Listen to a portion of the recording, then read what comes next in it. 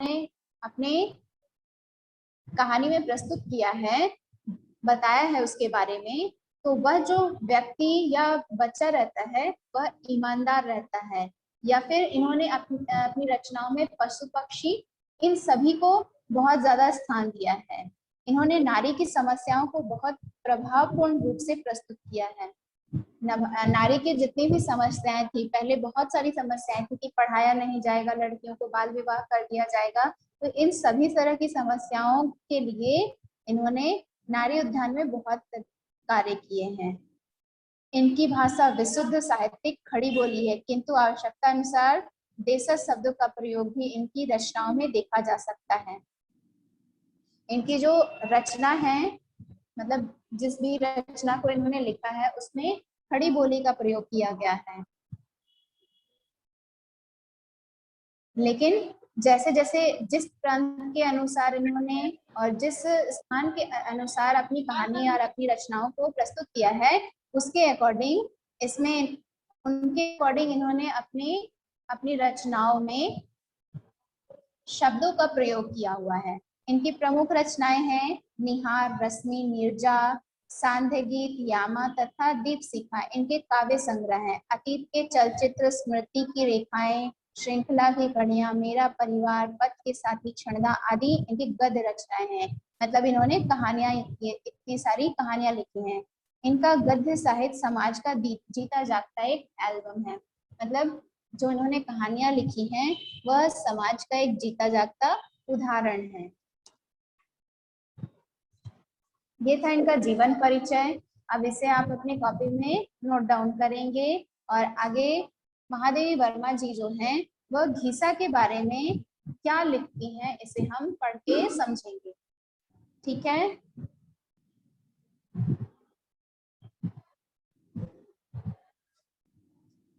First paragraph में इन्होंने बताया है, वर्तमान की कौन सी अज्ञात प्रेरणा हमारे अतीत की किसी भूली हुई कथा को संपूर्ण मार्मिकता के साथ दोहरा जाती है। यह जान लेना सहज होता तो मैं भी आज गांव के उस मलिन सहमे नन्हे से विद्यार्थी की सहज याद आ जाने का कारण बता सकती, जो एक छोटी लहर के समान ही मेरे जीवन तट को अपनी सारी आर्द्रता से छूकर अनंत जलराशि में विलीन हो गया। इस पैराग्राफ में जो महादेवी वर्मा जी जो हैं उन्होंने बताया है कि अगर इस समय मैं किसी अतीत के बारे में या किसी भूली हुई कथा को संपूर्ण मार्मिकता, मतलब बहुत ही आनंद के साथ या बहुत ही उत्साह के साथ बता पाती, तो यह बताना मेरे लिए सहज होता कि गांव में जो वो बच्चा है वह मुझे इतने जल्दी या इतने सहजता के साथ क्यों याद आ जाता है, मेरे जीवन की लहर जो है उस छोटे से तट पर क्यों समाई हुई है। ठीक है, तो ये बता रही हैं।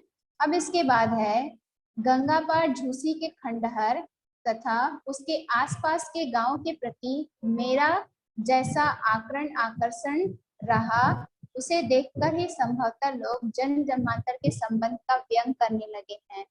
है भी तो आश्चर्य की बात, जिस अवकाश के कारण को लोग इष्ट मित्रों से मिलने, उत्सव में सम्मिलित होने तथा अन्य अमूर्त प्रमोद के लिए सुरक्षित रखते हैं, उसी को मैं इस खंडहर और उसके छत बिछत चरणों पर पछाड़े खाती हुई भागीरथी के तट पर काट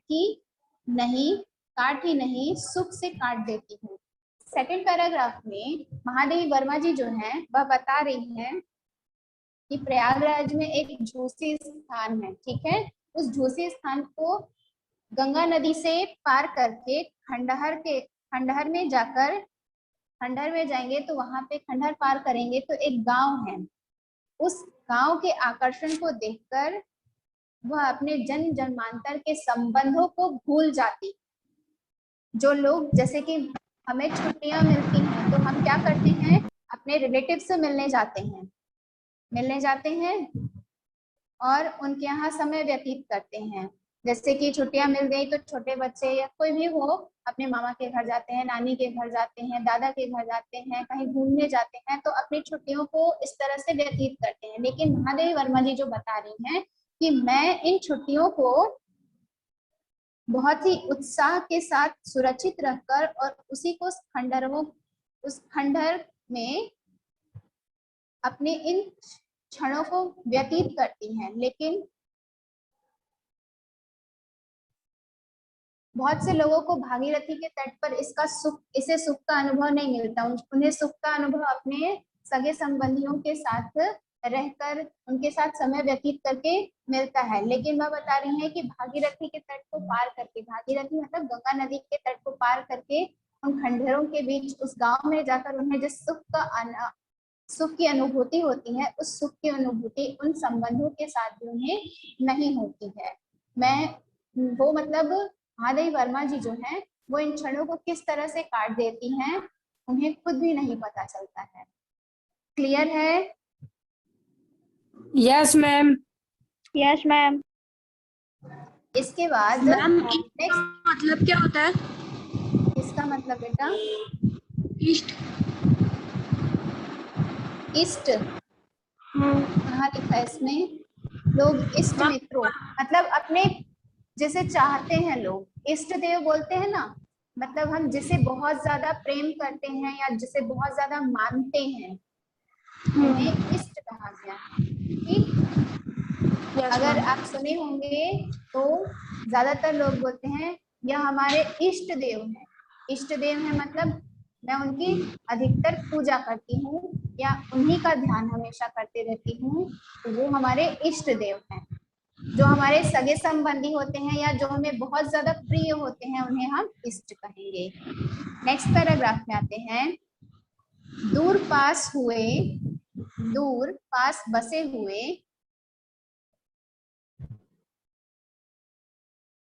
गुड़िया के बड़े बड़े घरौंदों के समान लगने वाले कुछ लिपे पुते, कुछ जीर्ण शीर्ण घरों से स्त्रियों का झुंड पीतल तांबे के चमचमाते मिट्टी के नए लाल और पुराने भद्रंग घड़े लेकर गंगा जल भरने आता है, उसी भी मैं पहचान गई हूँ।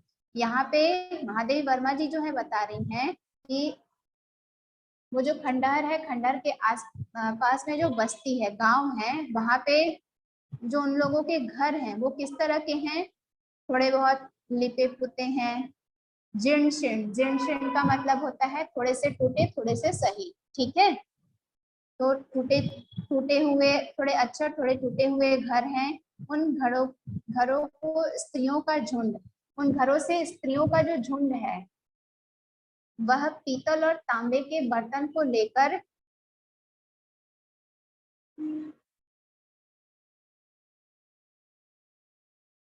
पीतल तांबे के चमचमाते मिट्टी के नए लाल बर्तन लेकर क्या करते हैं?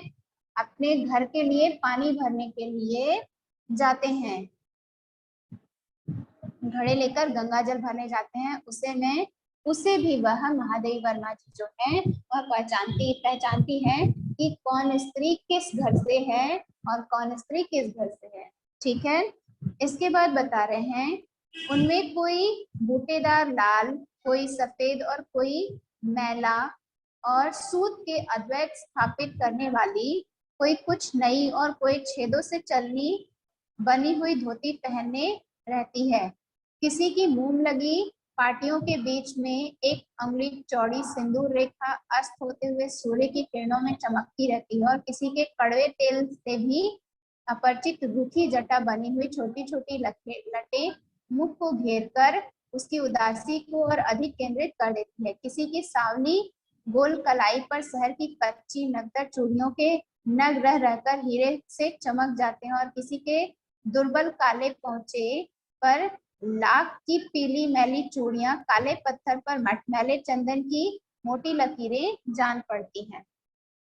आगे जो महादेवी वर्मा जी जो है वह बता रही हैं उन स्त्रियों के बारे में, वह वर्णन कर रही है कि जो स्त्रियां हैं वो किस तरह से, कोई बूटेदार लाल रंग की, कोई सफेद रंग की, तो कोई मैला, मैला मतलब मैला कुचला हुआ कपड़ा पहनकर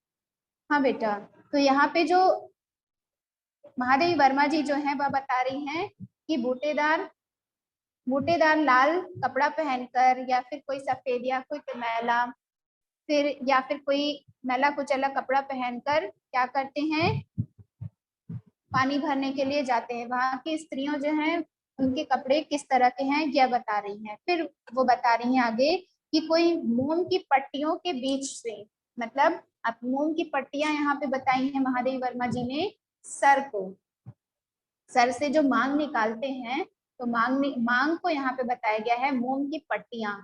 उसमें क्या करती हैं स्त्रियां, अपने सिंदूर को इस तरह से भरती हैं कि उगते हुए सूरज के भांति वह चमकते रहता है। ठीक है, फिर इसके बाद चौड़ी 1 अंगुली चौड़ी सिंदूर रेखा अस्त होते हुए सूर्य की किरणों में चमकती रहती है। मतलब डूबते हुए सूरज की किरणों में वह जो चमकते रहता है सिंदूर।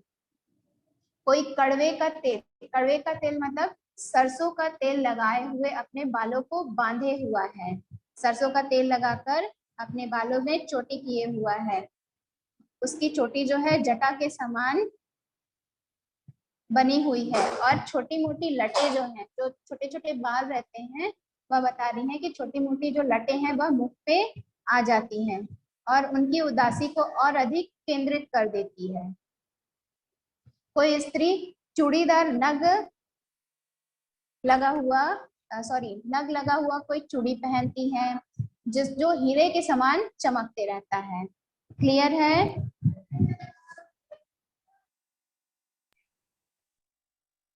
Yes ma'am. Yes ma'am.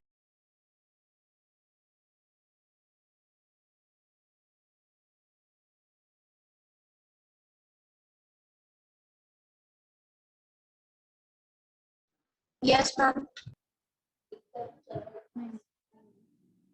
हाँ ठीक है, तो आगे देखिए, आगे क्या बता रहे हैं। कोई अपने गिलट के कड़े युक्त हाथ घड़े की ओट में छिपाने का प्रयत्न सा करती रहती है और कोई चांदी के पछेली कखना की झनकर के साथ ही बात करती है। किसी के कान में लाख की पैसे वाली तरकी धोती से कभी कभी झांक भर लेती है और किसी की धारे लंबी जंजीर से गला और गाल एक करती रहती है। किसी के गुदना गुदे गेहुए पैरों में चांदी के कड़े सुडौलता की परिधि से लगते हैं और किसी की फैली उंगलियों और सफेद एड़ियों के साथ मिली हुई शाही रांगे और कांसे के कड़ों को लोहे की साफ सफाई हुई बेड़ियां बना देती हैं।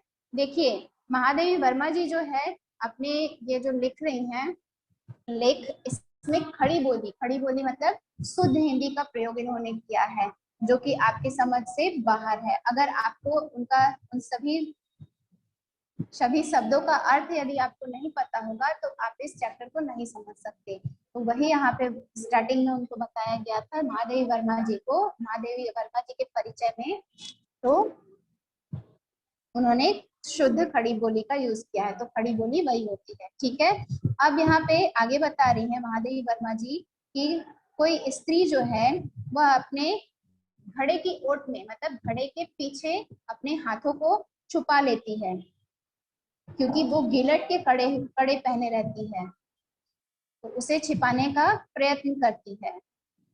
कोई चांदी के पछेली कखना की झनकार से बात करती है। फिर किसी के कान में लाख के पैसे वाली तरकी धोती से कभी कभी झांक भर लेती है। मतलब यहाँ पे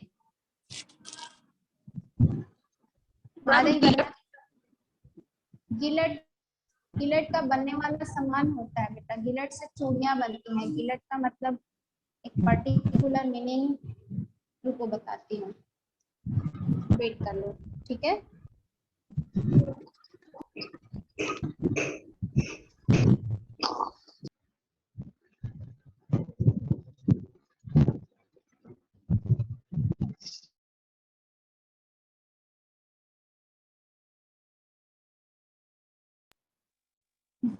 बेटा गिलट का मीनिंग यहाँ बताया नहीं है। वैसे गिलट से जो होता है वो चूड़ी बनती है, तो उसका मीनिंग अगर कुछ होगा तो मैं आप लोग को कल बताती हूँ। ठीक है, किसने पूछा है? अरजीत कौर। ठीक है, कल ज्वाइन करना बेटा, ठीक है। अब यहाँ पे जो आगे बता रही हैं, मतलब स्त्रियों के बारे में वह वर्णन कर रही हैं कि स्त्रियां किस तरह से वहां की रहती हैं, उनका आभूषण कैसा है, किस तरह से वो व्यवहार करती हैं, किस तरह से उनके वेशभूषा है, हाव भाव है, किस तरह से वो किसी से बात करती हैं, तो उसके बारे में उन्होंने यहाँ पे वर्णन किया है। किसी की सफेद एड़ियों के साथ मिली हुई स्याही, स्याही मतलब जैसे कि आप ज्यादातर बिहार में देखे होंगे, बिहारी लोगों को वो अपने पैरों में, या फिर छत्तीसगढ़ के लोग को भी देखेंगे, छत्तीसगढ़ के लोग भी त्योहार में स्त्रियां क्या करती हैं, अपने पैरों में आलता लगाती हैं। तो आलता को ही यहाँ पे स्याही बताया गया है कि एड़ियों में क्या करती हैं, स्याही रांगे और कांसे के कड़ों की लोहे की साफ सफाई की हुई बेड़ियां बना देती हैं। पैरों में आलता लगाकर, जैसे कि लोहे या फिर कांसे के कड़े बनाकर, कभी कभी देखे होंगे आप लोग पायल पहनते हैं लोग, लोहे और कांसे के कड़े पहनते हैं पैरों में, तो उस तरह के कांसे पहने हुए हैं उन्होंने। ठीक है, इतना क्लियर है? Yes, ma'am. इसके बाद आगे का यहाँ से मैं आप लोगों को कल एक्सप्लेन करूंगी, क्योंकि ये चैप्टर बहुत लंबा है। ठीक है, Yes, ma'am. Okay, have a good day. Thank you, ma'am.